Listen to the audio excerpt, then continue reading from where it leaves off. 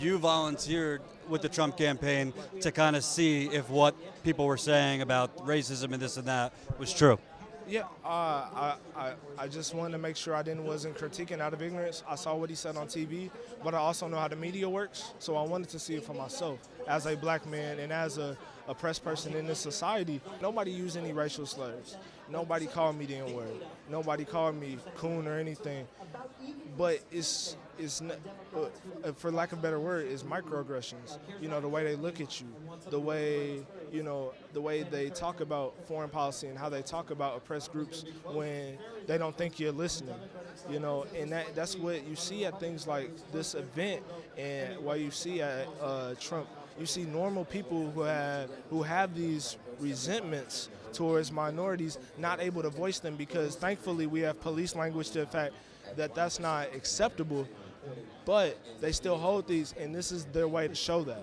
What'd you do for the campaign? All I did was make calls. Got to start somewhere. Were there other black people volunteering when you were there? It was just me. It was just me. About how many volunteers were there? Today, I would say about 20. Were they friendly to you? Did they include you? Yes, and I think that was the scary part, that they were very friendly, that they were normal people, but in the back of their mind, they were advocating for, and openly they were advocating for Trump's policies, which are inherently exclusive to people who look like me. So if there's like a disconnect, maybe they don't even realize that by banning Muslims, by talking about immigrants, deporting 11 million, that this is, xenophobia. Right. I think that's a lot of it. I think a lot of it is ignorance, but I think a lot of it is that's been so accepted in our policies, whether they come from Democrat or Republican, they've been so accepted in our policies that they think it's okay to say.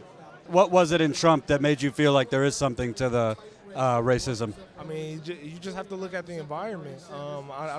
This is not a condemnation of white people, but I feel that it's different. I get looks, as a person of color. People don't make eye contact with me. When I say hello, people move out the way.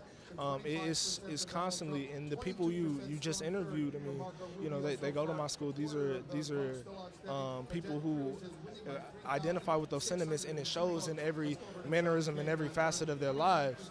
It may be a joke here or a microaggression here, but as you see in this environment, it's all white, Christian.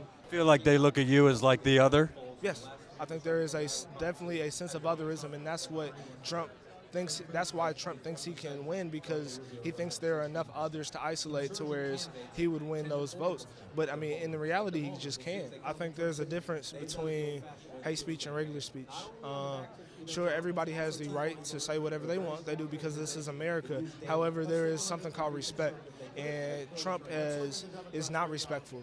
And there is something wrong with our society when we can glorify somebody openly that condemns Mexicans, a whole group of people that condemns Muslims. The basis on his campaign is to make America white again, and it speaks to fundamentalist Christian white middle-class Americans that feel like their power has been taken, even though that's a false accusation. They feel that because minorities are making strides that they are losing power, and when he speaks to that, there's no way he can be pro-black or pro-Hispanic or pro-minority and have that campaign. That's the scary part about the Trump campaign. It's everyday people, people we work with, people we at schools. They're people who hold these resentments, and as an African American, that's very scary to know that I could talk to somebody and they could hate me because of my skin color.